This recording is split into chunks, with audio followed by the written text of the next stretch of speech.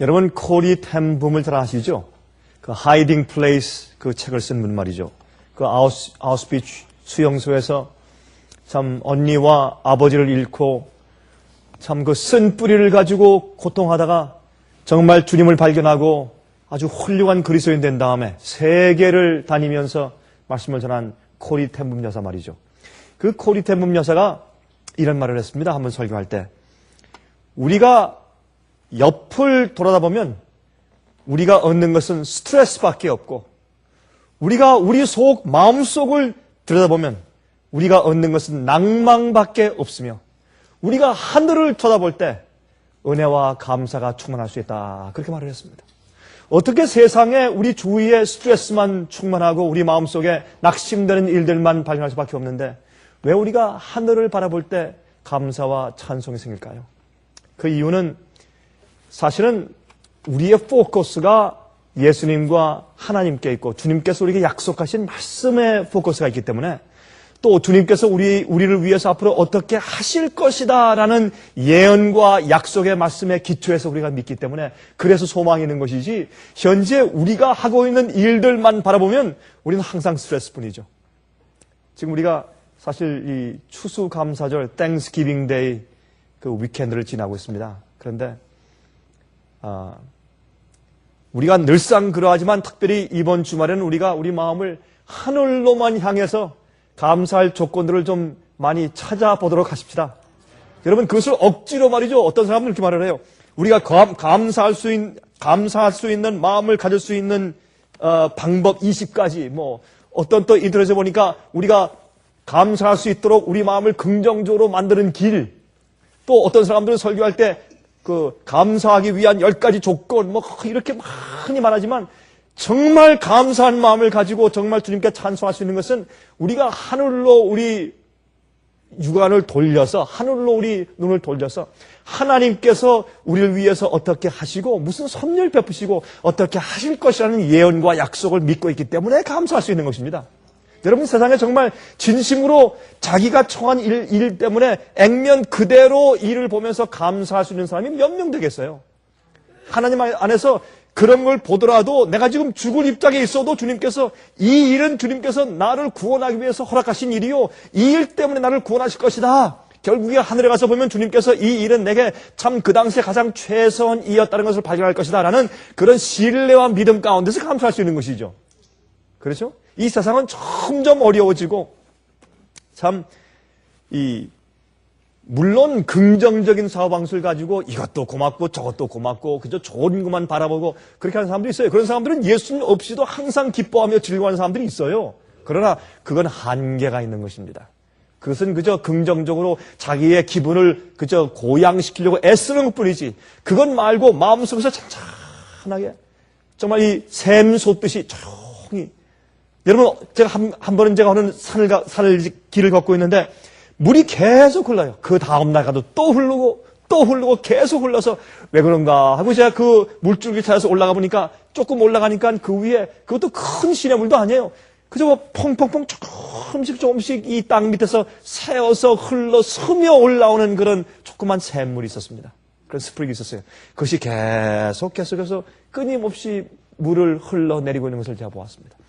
여러분 우리가 예수님 안에서 주님께서 나를 향한 주님의 뜻과 은혜와 주님께서 나를 위해서 당신의 생명을 바쳐가면서까지 나를 귀히 여기시고 나를 어떻게 취급하시고 나를 앞으로 어떻게 하신다는 주님의 은혜를 보고 나서 우리가 감사하고 희망이 있었고 감격하고 그때 찬송이 나올 수 있는 것이죠.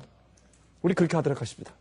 그래서 우리가 주 앞에 나와서 이렇게 말씀을 펴고 또 기도하고 이렇게 할 때마다 우리 마음과 우리 눈이 하늘로 향해서 세상을 바라보지 않고 눈에 보이는 것대로 사는 것이 아니라 보이지 않는 믿음으로 사는 이제 그런 마음이 우리 마음 가운데 생기기를 간절히 바랍니다. 오늘은 제가 여러분들께 이 하나님께서 우리를 구원하시는데 어떤 조건을 가지고 어떤 기준을 가지고 우리를 구원하시는가 하는 꽤 심각한 문제에 대해서 같이 좀 생각을 좀 해보려고 합니다. 여러분 이 지구는 큰 대쟁투 가운데 지금 휩싸여 있는데 사실은 가장 큰 대쟁투는 어떤 이락 전쟁도 아니고 앞으로 올 세계 3차 대전 전쟁이 있을 것이라고 하는데 그것도 아니고, 아프리카의 종족들의 전쟁도 아니고, 이란의 핵무기와 북한의 핵무기의 위협도 아니고, 정말 우리 마음 가운데서 싸워지는 그런 전쟁이 아니겠습니까? 참 주님께서 이 지구를 참 보살피고 계시는데, 보살피는 것은 우리 마음속을 주님께서 살피시고 마음을 주관하시는 것을 우리가 알 수가 있습니다. 여러분 그 다니엘서 10장을 보시면 거기 말씀하기를, 가브리엘 천사가 와서 다니엘아, 바사 군대가 우리를 막아서 21일 동안 오지 못하다가 이 미가엘 군대 장군이 우리를 도우심으로 우리가 올 수 있었다. 그렇게 말을 했습니다. 다시 말해서 그것은 무슨 뜻이냐면, 마귀와 천사들이 하늘에서 막 전쟁하는, 물론 그것도 있지만 그걸 말하는 것이 아니라, 마귀는 자기의 부하들, 인간들의 마음을 마귀가 장악하려고 하고, 성령께서는 천사를 통해서, 천사와 성령은 우리 참 주님의 뜻대로 살려고 하는 사람들의 마음을 장악해서 사람들의 마음이 정말 주님의 성령의 음성을 듣고 그쪽으로 기울어지는지, 아니면 마귀의 음성을 듣고 반역의 정신으로 기울어지는지에 따라서 주님의 참 역사와 계획이 늦어지기도 하고 속히 이루어지기도 하는 것입니다. 그래서 마귀가 막아서 우리가 올 수 없었다는 것은, 그건 느부갓네살 왕, 아니 다리오 왕, 아니 고레스 왕, 이런 모든 제왕들의 마음 가운데 마귀가 역사하고 또 천사의 영향이 있고 하는 그런 영적인 전쟁이 벌어지는 것을 에 대해서 설명한 것을 우리가 다니엘 10장에서 볼 수 있는 것입니다. 마찬가지로 지금 이 지구상의 인간들의 우리 마음을 붙잡고 우리 한 영혼도 멸망당하지 않고 구원 얻게 하기 위한 주님의 놀라운 역사가 우리 마음 가운데 계속 생기는 것이 아니겠습니까? 이번에 우리가 워싱턴 DC에 올라가서 집회를 하는데, 제가 집회를 하다가 마지막 날 끝에는 제가 지옥 문제에 대해서 설명을 했어요. 지옥 문제에 대해서. 제가 쭉 설명하면서 제가 간곡하게 부탁했습니다. 우리가 하나님에 대해서 오해하면 우리 마음이 삐뚤어지고, 주님에 대해서 올바로 이해하지 못하면 우리의 성품이 그렇게 뒤틀어질 수밖에 없다는 것을 제가 간절하게 호소했을 때 꽤 많은 분들이 거기에서 아멘 하면서 호응하는 것을 제가 볼 수가 있었습니다. 하나님께서는 우리 마음을 올바로 진리로 인도해서 하나님을 똑바로 볼 수 있게 하기 위해서, 그래서 우리가 격길로 가지 않게 하기 위해서 하나님께서 모든 사람이 진리를 아는 데 이르러서 다 구원받게 되기를 원하신다고 주님께서 성경에 말씀하시는 것입니다. 자, 그러면 그 사람이 과연 영원히 살 수 있는지를 판단하는 하나님의 기준은 무엇인가 말입니다. 하나님께서 무엇을 가지고 이 사람은 영원히 살 수 있다, 구원할 수 있다, 없다를 판단하실 것인가 말입니다. 여러분, 역사의 흐름이 있고 세대가 다르고 문화가 다르고 각 지역마다 다르고, 또 어떤 땐 무엇을 이런 빛이 없었던 사람들이 있고, 어떤 사람들은 예수를 전혀 몰랐던 사람들도 있고, 이 세상에 천차만별의 사람들이 각 세대마다 다른 나라의 다른 풍습과 문화 속에 흩어져 살고 있는데, 하나님께서 각 사람마다 과연 그 사람이 영원히 살 수 있는지를 판단하는 하나님의 기준은 무엇일 것인가? 이것을 우리가 이해하는 것은 하나님이 얼마나 합당하고 합리적이고 공의로우신 분이신지를 우리가 이해할 수 있게 되는 것입니다. 그리고 우리가 또 무엇을 믿고 어떻게 살아야지 될 것인가 하는 표준이 우리 마음 가운데 분명히 생기게 되어 있어요. 이렇게 아름다운 사상을 우리가 잃어버렸습니다. 이것을 신라권이라고 해서, 존 밀턴은 신라권에 그 시를 잘 썼지만, 그러나 아무리 그렇게 시를 쓴다고 할지라도 이 엄청나고 아름다운 그 세상을 잃어버린 그 슬픔을 우리가 어떻게 표현할 수 있겠어요? 그러나 우리가 신라권이었습니다. 이 낙원을 우리가 잃어버렸어요. 그러나 여러분 보시면 우리가 이 에덴에서 에덴까지입니다. 사실 우리 지구의 역사는 이 에덴을 잃어버린 데서 다시 에덴으로 회복하는, 구원은 회복이니까, 구원은 그저 사실 예수께서 베푸시는 구원을 은혜로 받아들이기만 하는 것이 아니라, 주님께서 우리를 옛날에 에덴 동산으로 우리 몸도 회복하지만 우리 정신과 우리 영적인 상태와 우리 품성과 마음도 완전히 회복해 주시는 역사를 하는 것이 구원이기 때문에, From Eden to Eden, 에덴에서 에덴이고 사실 Back to Eden이죠. 에덴으로 돌아가는 경험이죠. 그런데 여러분, 우주 여행을 하기 위해서 이렇게 우주 비행사들도 말이죠, 얼마나 연습을 해요. 이번에 보니까 우리 한국에서도 이제 미국에서 인공위성을 인공위성이 아니죠, 이 로켓을 쏘아 올리는데, 거기에 우주인을 지난번에 일본 사람이 한 번 탔지 않습니까? 이젠 한국 사람을 한 사람 뽑기 위해서 한국 사람이 영광스럽게 지금 우주인에 지금 이제 합치게 돼 있는데, 그 한 사람을 뽑기 위해서 지금 수백 명이 지금 응모했다가 거기서 10명이 뽑혔어요. 10명이 지금 열심히 한국에서 지금 훈련받고 있는 저 사진을 보았습니다. 그 중에 한 명이 뽑혀서 이제 우주인이 될 것입니다. 근데 이렇게 사람을 공중 위에 띄어 올리는데도 여러분 영원히 우주의 중심인 하늘 왕국에 가는 것이 아니라 이 지구의 대기권 조금 벗어나는 거. 우리 한국 말하면 에게 그까짓 거 이렇게 말하듯이 조금 그거 하려고 해도 이렇게 연습을 하고 훈련하고 운동을 하고 하는데 그렇죠? 여러분 그 사람들을 몇 명 그저 요 대기권 밖에 조금 올라갔다 그저 정말 우리가 에게 그거 가지고 할 정도로 그렇게 갔다 오는데도 그 엄청난 훈련과 준비 과정이 있는데 여러분 여기 보세요. 한 사람이 사진을 참 잘 찍었어요. 로켓가 올라가는데 원웨이라는 그 간판이 그 앞에 있어요. 또 공두력배도 정말 하늘 가는 길은 하나밖에 없어요. 원웨이예요. 그렇죠? 하늘 가는 복음은 한 길밖에 없는 것을 우리 알 수 있어요. 에덴 동산에서 아담과 해와가 주님의 명령, 하나님의 계명을 어김으로 그들이 쫓겨났어요. 그럼 우리가 주님의 말씀을 순종하고 무슨 일이 있든지 다 제쳐놓고 어떤 우상도 어떤 것도 다 제쳐놓고 무슨 대가를 치르더라도 하나님이 옳고 주님이 의롭고 공평하기 때문에 난 주님의 뜻대로만 살겠습니다 하는 자들이 에덴으로 회복될 것을 성경이 말하고 있는 것을 알 수 있어요. 여러분 예수님께서 말이죠.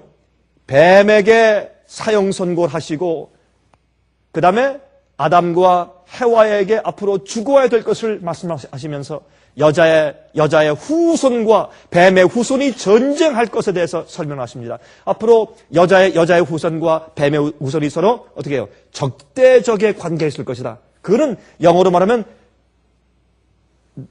between them, enmity between them.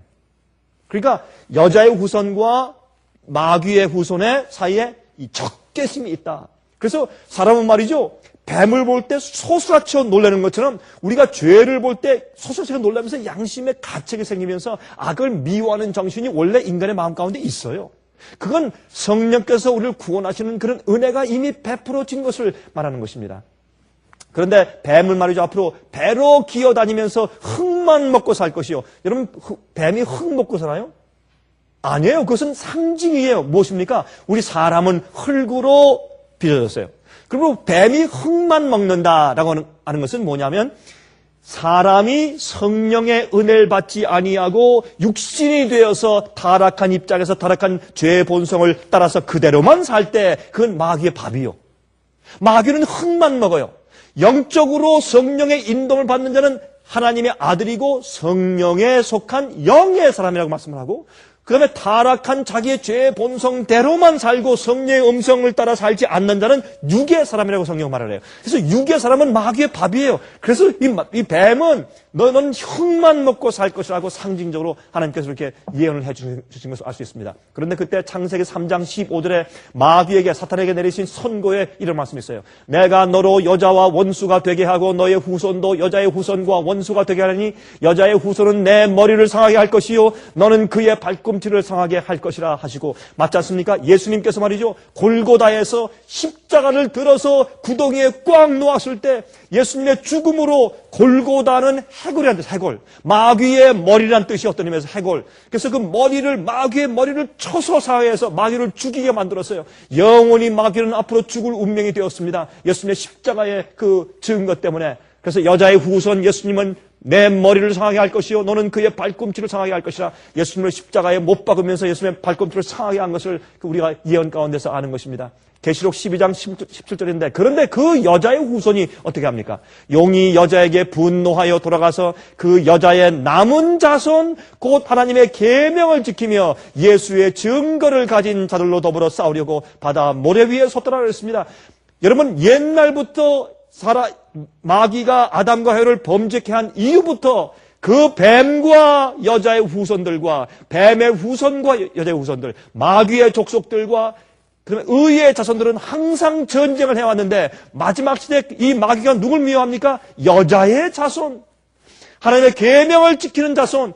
여러분 이 아담과 해와가 범죄함으로 에덴 동산을 잃어버리고 쫓겨나서 이런 죄의 큰 슬픔과 이런 큰 고통이 이 땅에 6,000년 동안이나 이렇게 진행되어 왔는데 이제는 에덴으로 돌아가기 위해서 여자의 남은 무리가 생기는데 그들은 이제 드디어 하나님의 계명을 지키며 다시는 선악과를 따먹지 않는 주님의 명령을 절대로 어기지 아니하고 마귀가 무슨 시험과 무슨 유혹을 줄 줄라도 절대로 마귀에게 굴복지 않을 자들이 생기는데 그들은 예수의 증거를 가지고 있고 하나님의 계명을 지키는 사람들인데 이 용이 분노하여 그들을 죽이려고 애쓰는 것이 마지막 예언이란 말입니다. 그러므로 여기 보면 여자의 원수에 대해서 나오는 것이 인간이 에덴 동산을 잃어버린 다음에 주신 주님의 예언과 얼마나 합당한 그런 이야기인지 모르겠습니다. 자 봅시다. 창세기가 포함하는 역사의 기간이요. 여러분 창세기 책 하나는 말이죠. 창세기가 포함하는 역사의 기간은 약 2,500년인데 나머지 65권의 성경이 포함하는 역사의 기간이 약 1,600년입니다. 여러분 그거 아셨습니까? 창세기 책 한 권이요. 나머지 65권 성경 전체가 포함하는 그 역사 기간보다 창세기 책 한 권이 더 긴 기간을 포함하고 있어요. 창세기 책 한 권이 2,500년 동안의 역사를 기록하고 있어요. 근데 나머지 65권의 책이 약 1,600년간의 역사를 기록하고 있어요. 참 흥미있지 않습니까? 그 이유가 있어요, 보세요. 그런데 그 중에 창세기가 중심적으로 다루는 역사의 기간은요, 불과 300년입니다. 창세기는 2,500년 정도의 긴 역사를 포함하는 글을 거기에 기록해 두셨는데, 그 중에서 거의 4분의 3 정도가 300년 정도 동안에 이루어진 사건을 다루고 있는데 그 사건이 아브라함부터 요셉까지의 역사인데 창세기 약 4분의 3의 분량인데 그것이 남은 자손의 역사란 말입니다. 누가 정말 여자의 남은 자손인가? 여자의 후손과 뱀의 후손이 싸우지 않습니까? 근데 마지막에 계시록 보니까 여자의 남은 자손을 미워해서 이 용이 분노해서 죽이려고 하죠. 근데 여자의 남은 자손이 누구예요? 하나님의 계명을 지키며 예수의 증거를 가진 사람들이라고 말을 했어요. 그러면 이 여자의 남은 자손이 어떻게 그들이 흘러내려가는가? 그들이 누구인가? 어떤 줄을 통해서 그들이 진리를 전수해 나가는가? 여러분, 바벨론을 통해서는 온갖 우상 숭배와 태양 숭배, 거짓 이교설들이 퍼져 내려왔어요. 그러나 하나님께서 말씀하신 성경의 참 진리, 진짜 하나님이 어떠한 분이고 우리가 어떻게 주님을 섬기고 어떻게 예배하고 어떻게 살아야 될지에 대한 정확한 진리가 어느 선을 통해서 어떻게 전수되어 왔는가라는 것을 알려주시고 또 예수님께서 메시아가 어느 줄을 통해서 탄생하시는가 또 그 줄을 통해서 주님께서 역사에서 어떤 참된 믿는 남은 무리가 생기는가 하는 것을 알려주기 위해서 바로 중점적으로 이 여자의 남은 자손에 대한 역사만 기록했단 말이에요. 그게 성경입니다. 어떤 분들은 그래요. 특별히 제가 이 중국에 가서 가르칠 때 그분들이 이제 그런 어떤 분들이 얘기해요. 이제 교회 지도자들이 말하기를 아니 강 목사님 참 이상합니다. 우리 중국이 13억, 14억 되는데 우리나라를 위한 예언은 왜 성경이 없습니까? 바벨론도 있고 로마도 있고 미국도 있는데 왜 여기 중국에 대한 예언은 없습니까? 그런 말을 합니다. 근데 재미있는 것은 그게 아니라 성경은 이 하나님의 계시의 역사와 구원의 계획이 어떻게 이루어지는가를 우리한테 계시하고 알려주시기 위한 중심으로 기록됐기 때문에 중국이 들어오지 않는다고 설명을 제가 해준 적이 있습니다. 자, 창세기 45장 7절과 8절을 보시면 여기 보시면 요셉이 자기 형들한테 말하는 과정 가운데 이런 말씀이 있지 않습니까? 하나님이 큰 구원으로 당신들의 생명을 보존하고 당신들의 후손을 세상에 두시려고 나를 당신들 앞서 보내셨나니 다시 말해서 요셉이 말하기를 우리를 이렇게 보호하시고 당신들이 날 팔았지만 주님께서 섭리로 나를 보내신 것인데 그렇게 한 모든 주님의 섭리는 우리들의 후손을 세상에 두시려고 이스라엘 백성들을 일으키시려고 그렇게 하셨다. 남은 무리를 일으키시기 위한 주님의 계획을 이렇게 설명한 것을 볼 수 있습니다. 열왕기상 11장 36절 보시면 그 아들에게는 내가 한 지파를 주어서 내가 내 이름을 두고자 하여 택한 성 예루살렘에서 내 종 다윗에게 한 등불이 항상 내 앞에 있게 하리라. 여러분 북방 이스라엘은 말이죠. 멸망당하고 아시리아에게 멸망당해서 다 종으로 끌려가고 다 흩어져 버렸어요. 그러니까 지금도 사실은 12지파 가운데 북방 이스라엘이었던 10지파는 어디에 어떻게 되는지 찾아볼 수가 없어요. 그것만 봐도 14만 4천이 말하는 12지파는 영적인 상징이지 실제 이스라엘 12지파가 아닌 것을 우리가 알 수 있어요. 그런데 밑에 있던 유다와 베냐민 지파 유다 나라의 그 유다 지파 말이죠. 그 지파들도 북방 이스라엘보다 나은 게 별로 없었어요. 그러나 주님께서 그들마저라도 주님께서 남겨두신 이유는 무엇 때문에? 한 등불, 진리를 계속 줄기차게 전수하기 위해서. 안 그러면 어느 지파가 어떤 사람들이, 어느 나라 사람들이 어떤 이 사람들 줄기로 누가 진리를 보존해 왔는지 혼돈돼 버려요. 큰일 나요. 그래서 주님께서 분명히 진리에 전수하는 그 줄기가 무엇인지 알게 하기 위해서 주님께서 한 남은 무리를 계속 연결시키는 것을 우리가 알 수 있단 말입니다. 열왕기상 8장 9절에 말씀했어요. 여호와께서 그 종 다윗을 위하여 유다 멸하기를 즐겨하지 아니하셨으니 이는 저와 그 자손에 항상 등불을 주겠다고 허하셨습니다. 등불은 빛이죠. 진리죠. 주님께서 남은 무리를 그렇게 계속해서 이어오신 것을 볼 수 있습니다. 자, 하나님께서 그러면 이스라엘 백성들을 택하신 목적이 무엇입니까? 저는 이렇게 말을 합니다. 이스라엘 백성을 택하신 것은 우리가 화폭의 그림을 그릴 때 빈 화폭이 있으면 제일 먼저 붓을 한 군데 딱 찍은 다음에 이제 그림 그리기가 시작되어죠. 주님의 역사가 어디엔가부터 시작이 되어야 합니다. 그것이 아브라함이에요. 여러분 보세요. 이 노아 홍수 때 전부 쓸어버렸습니다. 그다음에 노아의 아들 셈, 함, 야벳이 자손을 낳기 시작하는데 그 중에 셈 자손 가운데서 또 타락해서 어떻게 해요? 바벨 탑을 쌓으면서 우상 숭배를 타락했을 때 그 중에서 아브라함, 그렇죠? 데라와 밑에 또 아브라함, 이렇게 해서 아브라함 자손, 아브라함 그 식구들이 정말 우상 숭배에 빠지지 않냐고 경건한 사는 사람들이기 때문에 그들을 주님께서 인도해서 쓰시기 시작하신 것이에요. 어딘가부터 주님의 남은 무리를 세우시기 위해서 획을 처음부터 긋기 위해서, 그림 그리기 위해서 시작한 점이 그것이 말입니다. 자, 그래서 하나님께서 이스라엘 백성들을 택하신 목적은 첫 번째, 예수 그리스도를 보내시기 위해서 그렇게 하신 것이고, 두 번째, 빛과 진리를 전수해 주시기 위해서 그렇게 하신 것입니다. 잠언 4장 18절, 의인의 길은 돋는 햇볕 같아서 점점 빛나서 원만한 광명에, 영어로 perfect light로 이르거니와. 그래서 하나님께서는 분명히 진리는 진리대로 역사적으로도 점점 더 밝혀져서 완전하게 빛이 완전히 회복될 것이고, 우리들도, 의인들은 빛을, 햇빛이 떠오르는 것처럼 제일 처음에 거듭나고 주님을 발견한 다음에 거기서 끝나는 것이 아니라 점점 주님을 더 알고 더 깨닫고 하나님을 더 알고 주님을 알면 할수록 우리의 사고방식이 점점 주님을 닮아가고 어떤 사람들 말이죠. 예수님 닮아간다고 하니까 어떤 사람들은 아무것도 안 하고, 예? 정말 기도만 하고 금식만 하고 저기 명상만 하고 밖에 나가서 말만 끊으면 예수님 얘기만 하고 이렇게만 생각을 해요. 제가 이번에 제가 정말 만났는데 참 그런 고민의 얘기를 좀 합니다. 남편이 신앙을 갑자기 가지게 되고 참 정말 성경에 다니면서 복음을 이해하고 성경을 이해하고 참 그렇게 신앙이 갑자기 생기고 굉장히 좋아졌는데 참 기뻐했는데 그다음부터 남편이 갑자기 일을 안 한대요. 그래서 얼마 동안 일을 안 합니까? 일을 안 한 지가 3년 됐대요. 그리고 뭔가 좀 문제가 있는 거죠? 아니, 그렇다고 목사 일을 하는 것도 아니고, 복음만 전하러 다니는 것도 아니고, 이제는 참 성경만 읽고, 기도하고, 아무것도 안 하고, 뭐, 설거지 하는 것도 아니고, 아니고, 특별히 무슨 뭐 요리를 해서 부인을 도와주는 것도 아니고, 그렇게 하고 있으면서, 그렇다고 부인은 계속 나가서 일해서 먹을 것을 벌어와야 되고, 이거 좀 문제가 있는 거 아니겠습니까? 그렇죠? 어떤 사람들은 예수님을 닮는다고 한 말이죠. 가만히 아무것도 안 하고 어디 가서 성경 가르치고 말이죠. 무슨 뭐 설교하고 아무 일도 안 하고 그렇게만 이해하고 기도만 하는 사람들인 줄 알지만 예수께서 말씀하기를 우리가 세상에 살지만 세상에 속하지 말라고 했어요. 세상에 살다 갑자기 하늘에 올라갈 수가 없습니다. 우리가 산에 올라가서 금식기도만 할 수 없어요. 우리는 세상에 살아야 돼요. 세상에서 이 일도 하고 저 일도 해야 돼요. 그러나 우리가 세상에 살 때 우리의 사고방식이 우리가 남들을 대하고 남들을 취급하고 우리가 하는 모든 계획과 하는 일들이 우리가 공정하고 정직하고 의롭고 남들을 대하고 취급할 때 자비롭고 그렇죠?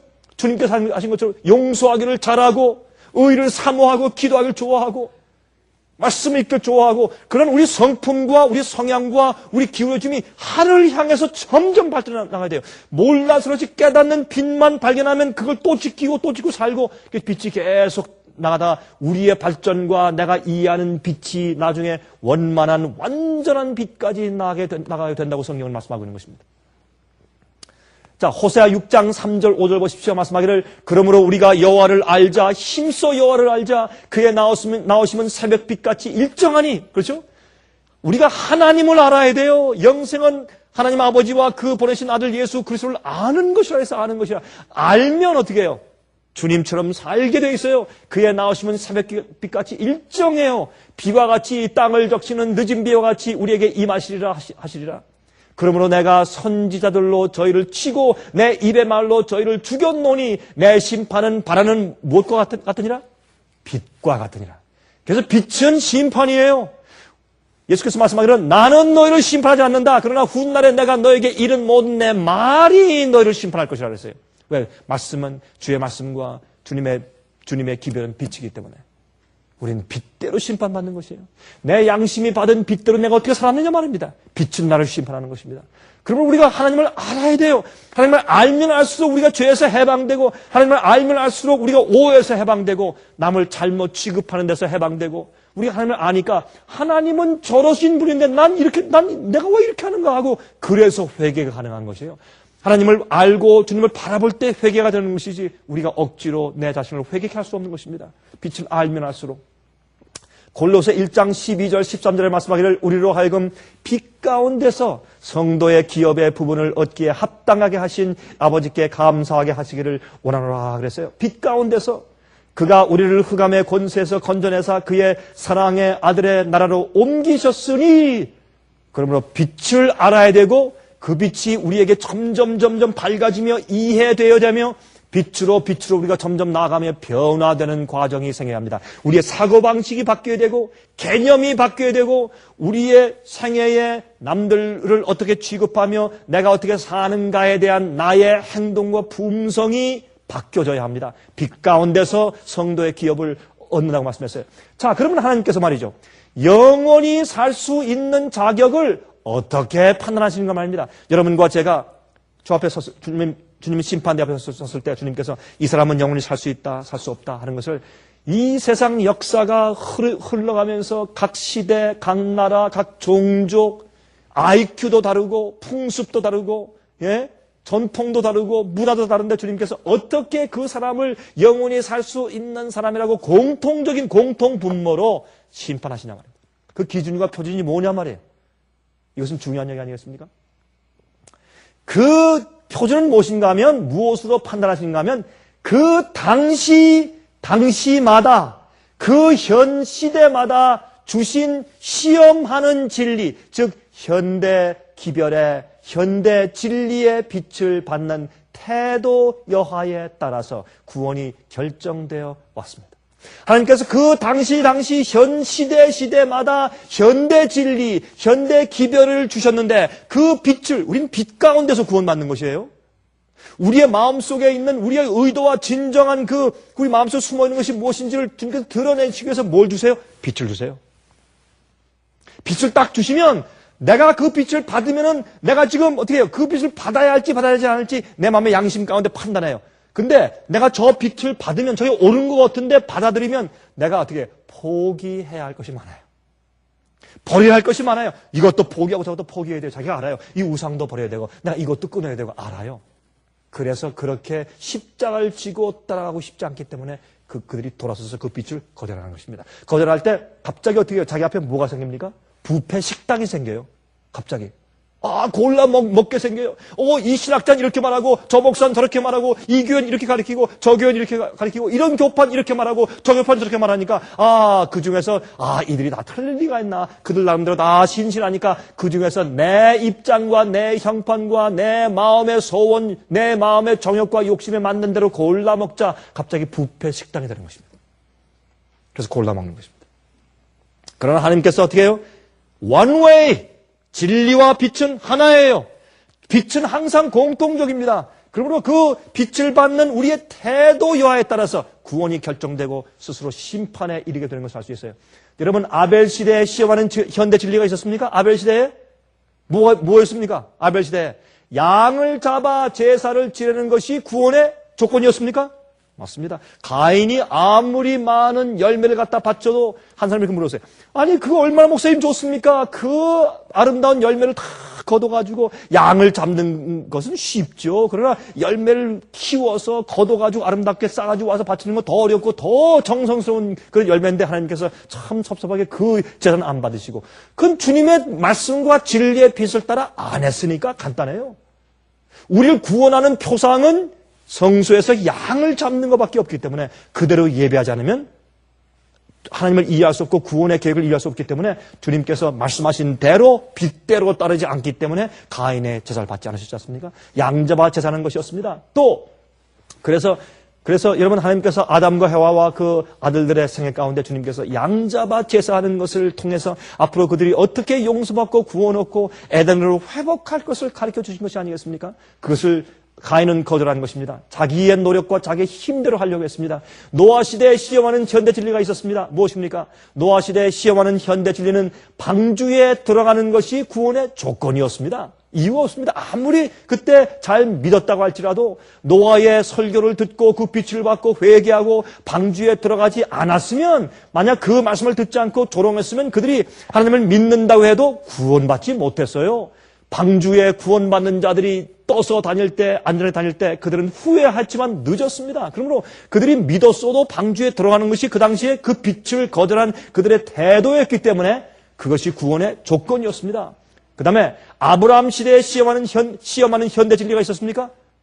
예, 물론 있었죠. 무엇입니까? 양을 잡아 제사 드리는 것과 우상 숭배에서 떠나는 일이 구원의 조건이었습니다. 그래서 아브라함에게 갈대아 우리에서 나오라고 했습니다. 그것이 그 당시에 주님을 따르는 백성들의 구원의 조건이었습니다. 거기에 같이 있었으면 안 됩니다. 그래서 항상 그 시대마다 그 사람들의 마음에 동기를 비춰주는 빛이 있었는데, 그 빛을 통해서 자기들이 그 빛을 어떻게 다루느냐 하는 그런 자기의 태도에 따라서 심판을 받아오는 것을 알 수 있어요. 자, 모세 시대에 시험하는 현대 진리가 있었습니까? 모세 시대에? 보십시다.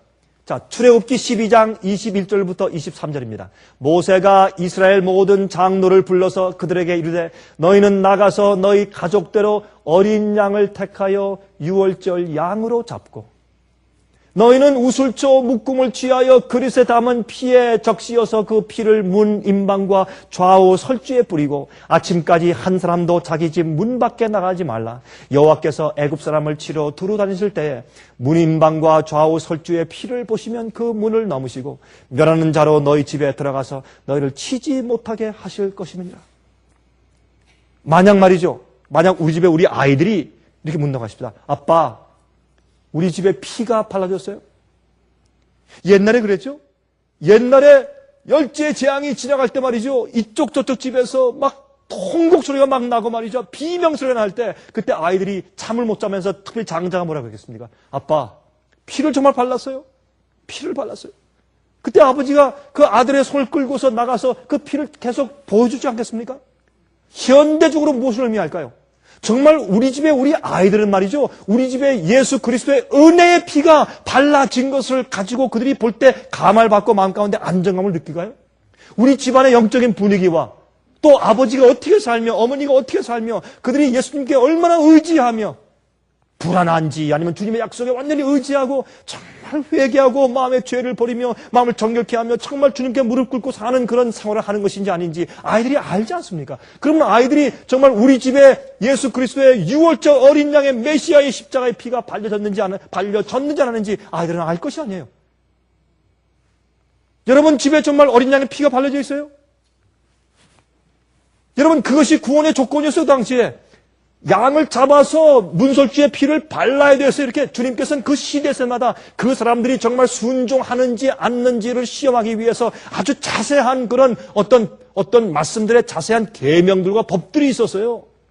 진리는 그저 그렇구나 그저 머리로만 개념적으로 이해하고 가만히 있는 게 아니에요. 주님께서 분명히 어떤 것을 조목을 주시면서 이렇게 하라고 말씀하셨어요. 그런 것들이 계속 있어 온 것을 알 수 있어요. 그게 현대 기별이에요.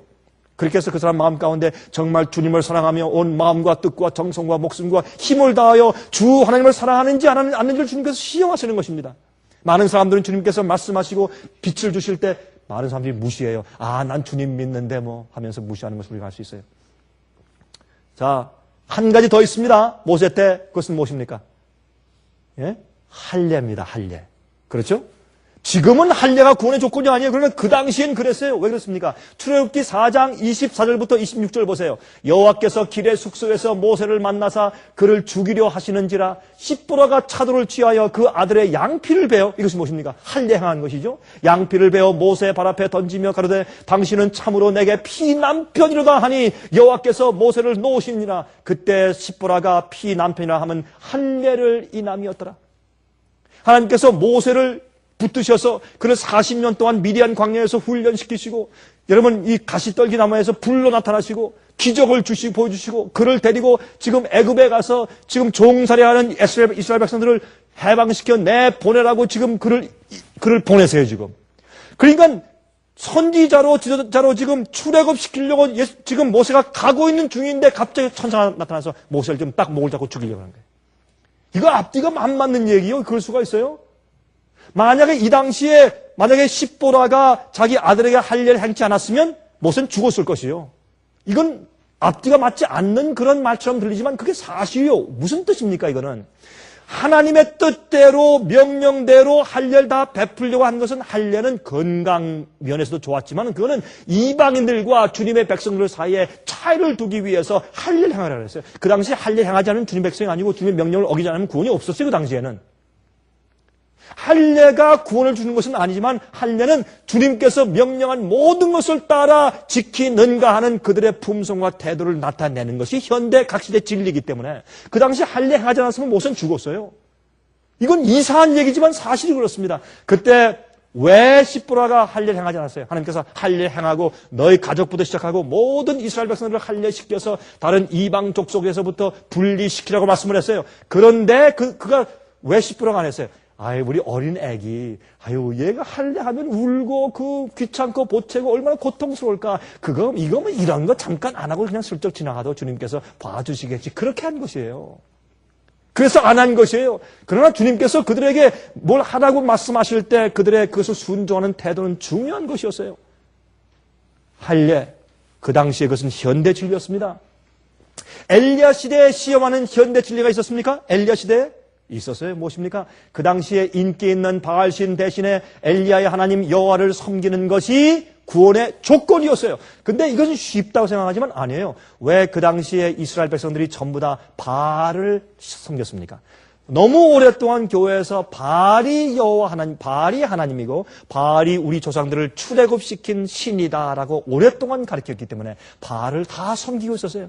그때 개혁자가 일어나서 아니다, 여호와의 하나님이라고 그가 개혁했을 때 그 하나님을 믿고, 여러분 이 엘리야의 하나님을 믿어야 구원이 있었습니다.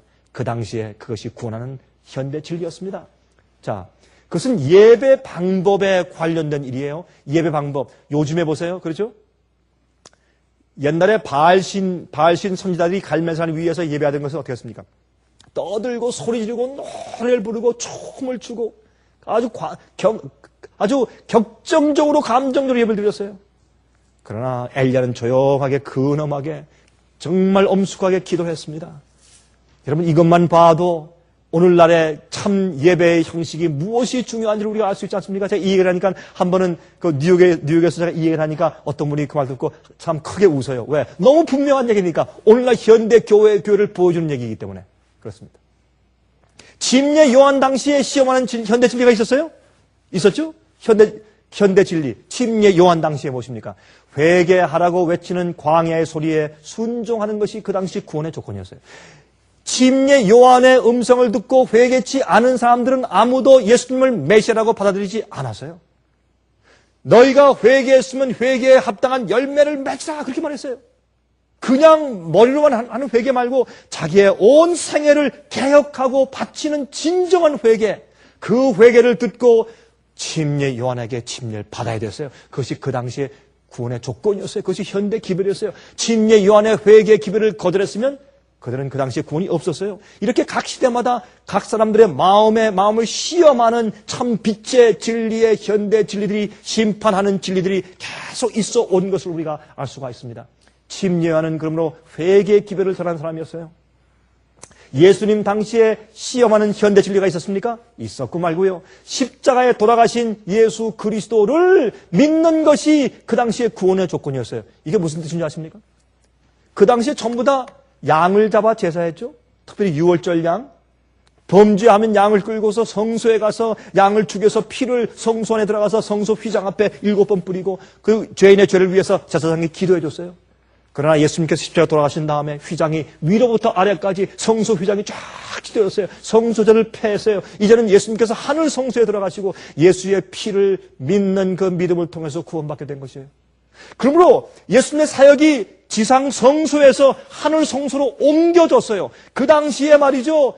이제는 성소에 양을 끌고 가는 것이 아니라 예수님의 피로 구원받고 예수님의 중보의 사유로 구원받는다는 것을 믿는 그 믿음이 그 당시 현대 진리고 그렇게 하는 사람들이 구원받았어요. 그 구원의 조건이었어요.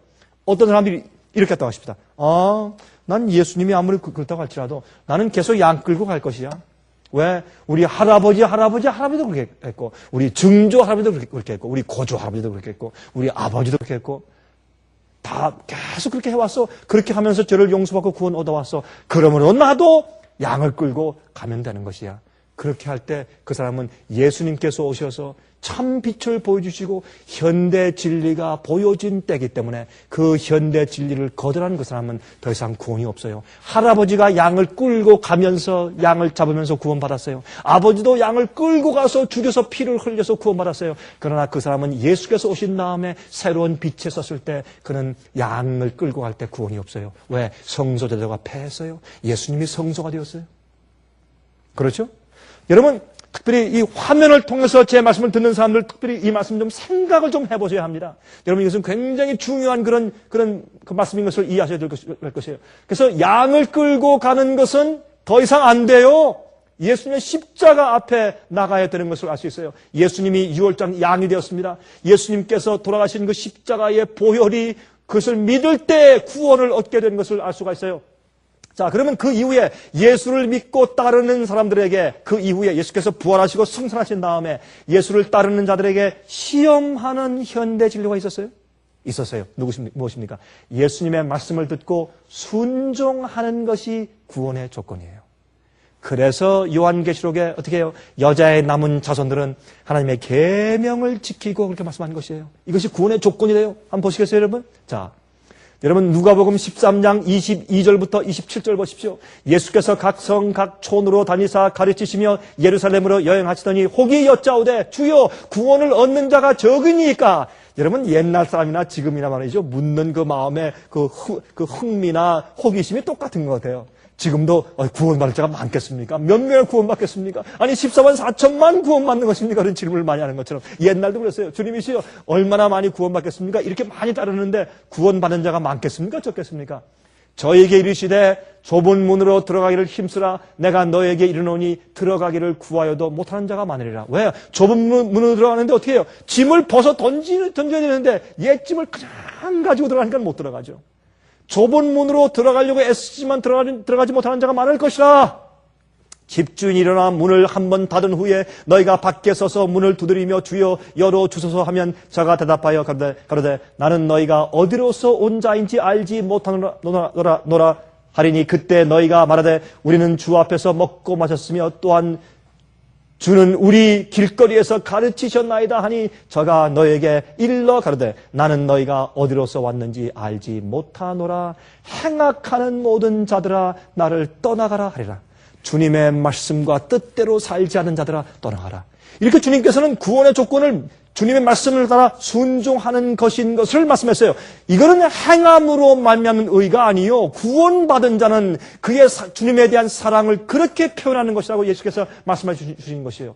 누가복음 6장 46절부터 49절 너희는 나를 불러 주여 주여 하면서도 어찌하여 나의 말하는 것을 행치 아니하느냐. 내게 나와 내 말을 듣고 행하는 자마다 누구와 같은 것을 너에게 보이리라. 집을 짓되 깊이 파고 주초를 반석 위에 놓은 사람과 같으니 큰 물이 나서 탕류가 그 집에 부딪히되 잘 지은 연고로 능히 요동케 못할거니와 듣고 행치 아니하는 자는 주초 없이 흙 위에 집 지은 사람과 같으니 탕류가 부딪힘에 집이 곧 무너져 파괴됨이 심하니라 하시니라 그랬습니다.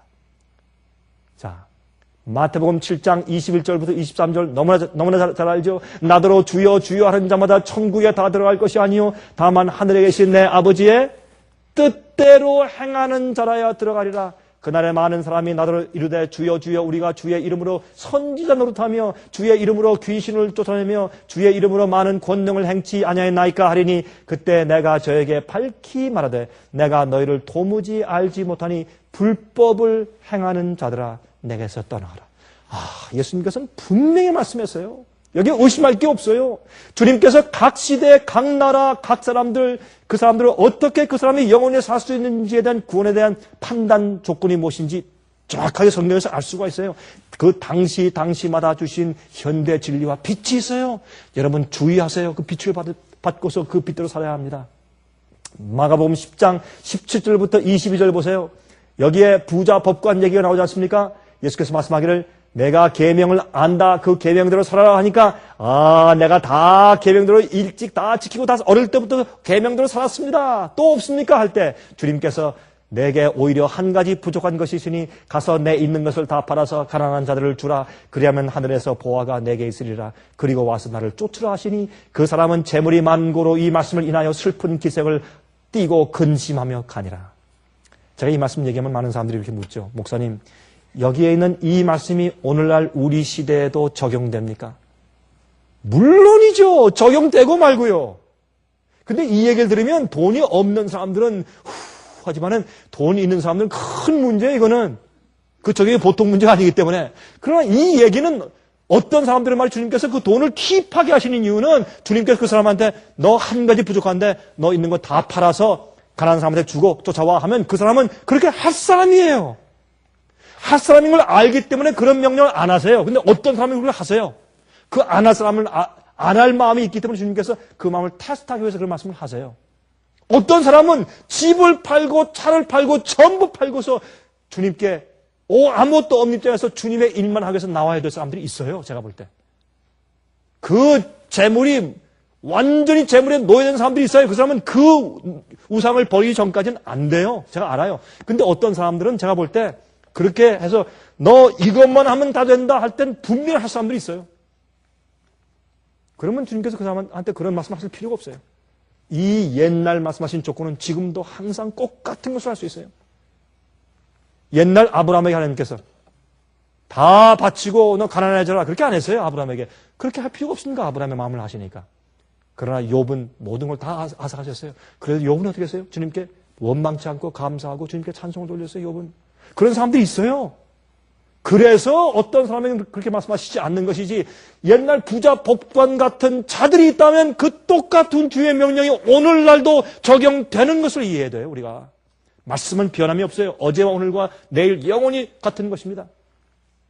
자, 마가복음 10장 26절 27절 그때 제자들이 심히 놀라 서로 말하되 그런 중 누가 구원을 얻을 수 있는가 하니 예수께서 저희를 보시며 가라사대 사람으로는 할 수 없으되 하나님으로는 그렇지 아니하니 하나님으로서는 다 하실 수 있느니라.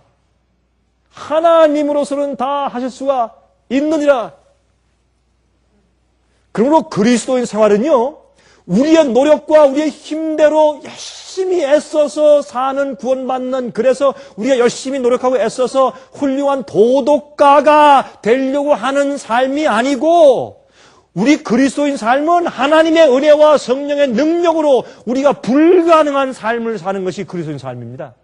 맞습니까?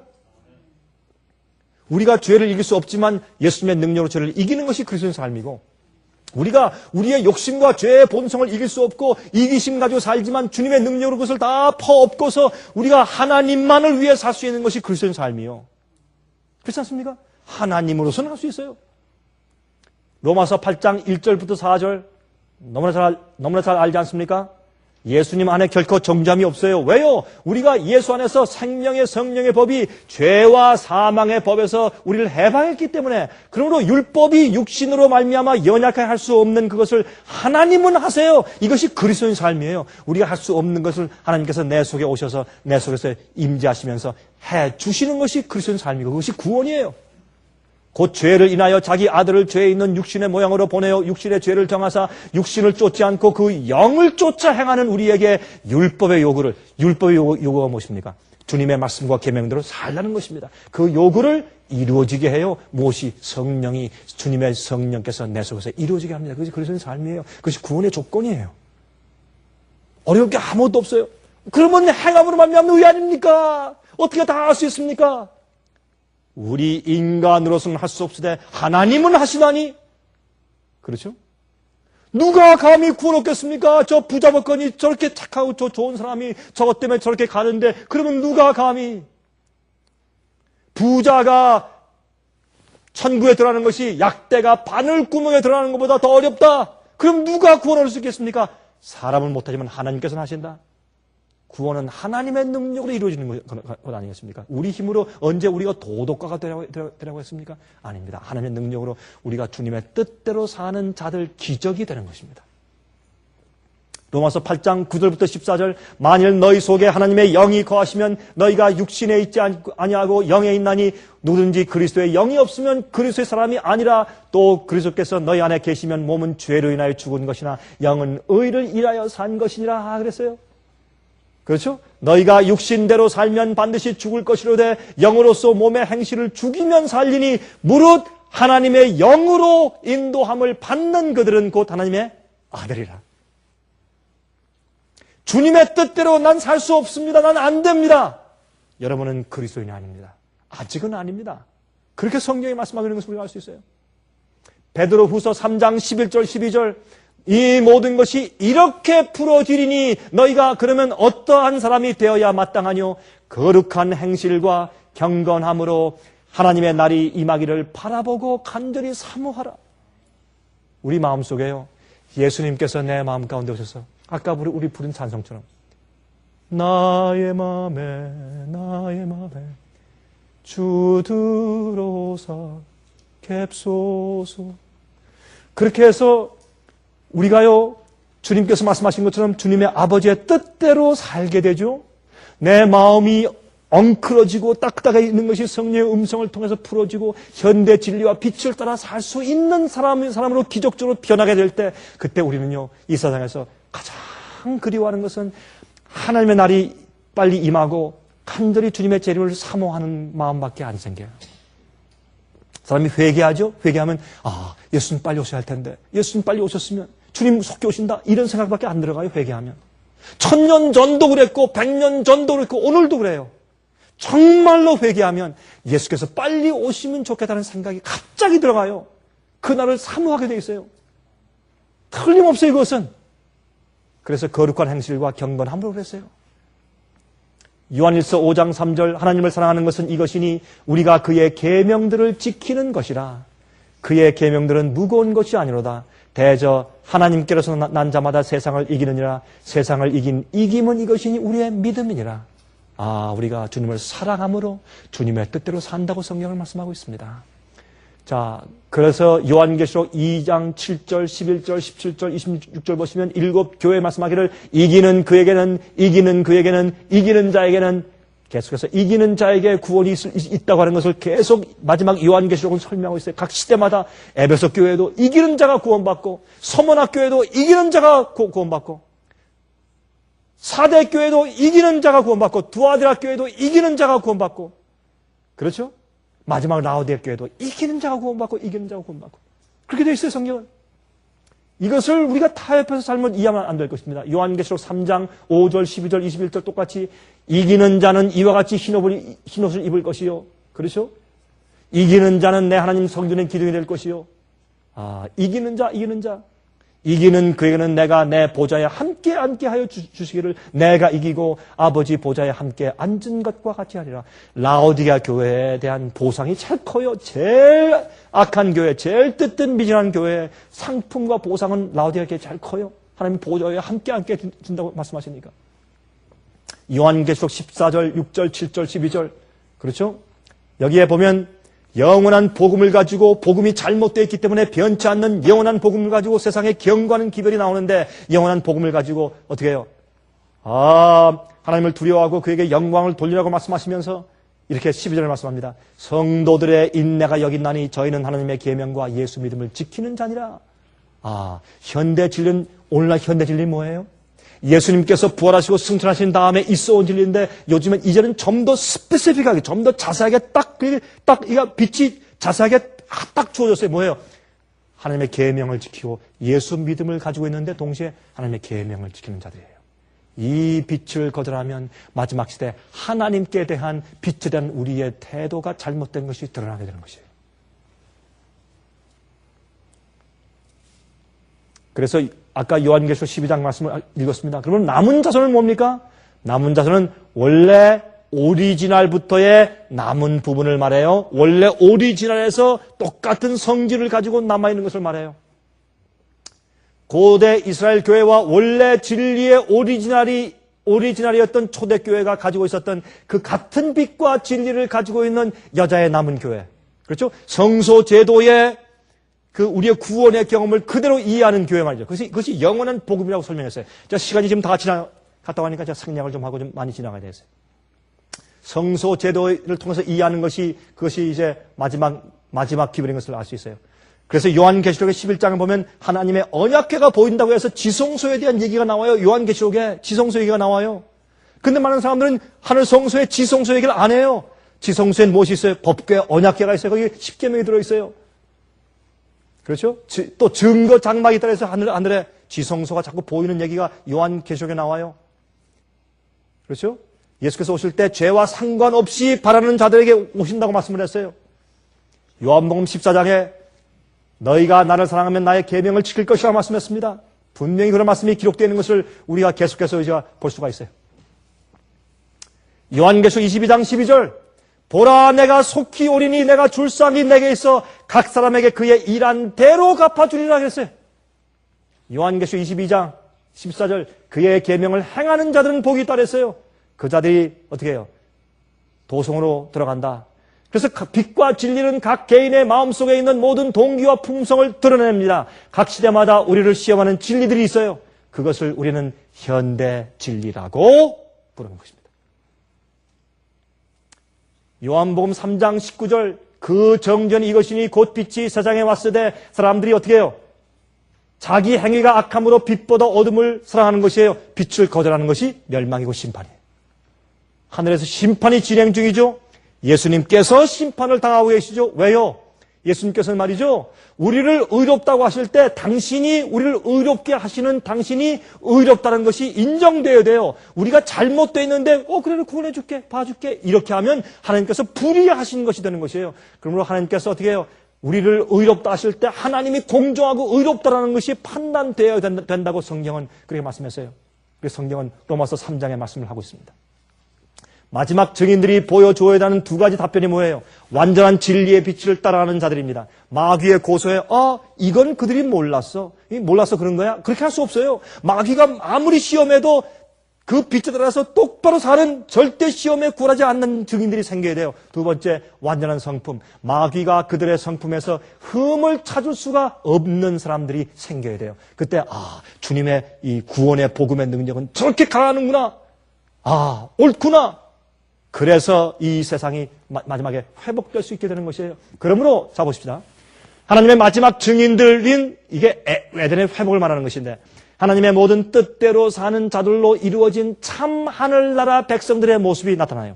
단번에 전해진 진리라고 유다서 3절에 말씀했어요.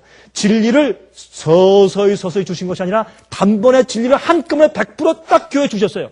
그것을 지켜야 되는데 그 진리가 배도되고 뒤로 물러갔어요. 그때 종교개혁을 통해서 회복되기 시작했어요. 진리가 점점 회복돼서 나중에 완전한 빛까지 완전히 회복됐을 때 완전히 회복된 진리의 빛대로 사는 교회가 생겨요. 그것이 요한계시록의 해석이에요. 그래서 진리가 점진적으로 완전한 빛으로 나아가는 동안에 자기 세대에 주어지는 각각 현대 진리를 받아들이고 순종하는 것이 그 각각 시대 항상 구원의 조건이 되어 왔습니다. 지금은 모든 진리가 회복됐어요. 하나님을 온전히 알게 되었어요. 이젠 주님께서 어떤 진리의 표준으로 우리에게 판단을 하시겠습니까? 여러분, 시간 다 됐죠? 다 끝났습니까? 이제 그것은 이제 우리 끊고 할 수 없고. 제가 말이죠. 얼마 전에 제가 이제 차를 타고 가다가 제가 라디오에서 이런 설교 들었습니다. 설교 듣는데 라디오 목사님이 아주 꽤 유명한 목사님이에요. 미국 목사님인데 한 그 목사님이 설교하는데 이 짐승 죽었던 상처가 나옴에 온 땅이 기이하게 그를 따르고 이 중요한 요한계시록 13장에 대한 예언을 해석하는데 이렇게 해석을 해요. 여러분이시요 앞으로 미래 이제 7년 환란이 올 것입니다. 이제 그럴 때 환란이 이제 도래할 때 이 마지막에 큰 한 독재자가 있을 것입니다. 그 독재자가 지금 태어나서 지금 살고 있을지 모릅니다. 그 독재자가 이 세상을 정복할 것입니다. 엄청난 일인데 근데 갑자기 그 독재자가 어떤 이상한 일에 암살당해서 죽을 것입니다. 사람들이 다 모여가지고 관쪽에 그 사람을 놓고서 애도하면서 지금 장례식을 치르고 있는 중인데 갑자기 온 세상이 다 쳐다보고 TV로 지금 중계하고 사람들이 다 쳐다보는 가운데서 그 독재자가 그 무덤에서 벌떡 일어나서 부활할 것입니다. 그때 온 세상이 놀라서 이 사람이다 하고 온 세상이 깜짝 놀라서 그를 다 따르게 될 것입니다. 이렇게 설교하는 거예요. 얼마나 황당한 얘기예요, 제가. 그걸 들으면서 이야, 참 저렇게 해석할 수도 있는, 저렇게 말할 수도 있나? 기가 막혀서 너무 황당해서 말이 안 나와요. 여러분이시요, 빛이라는 건 그런 거예요.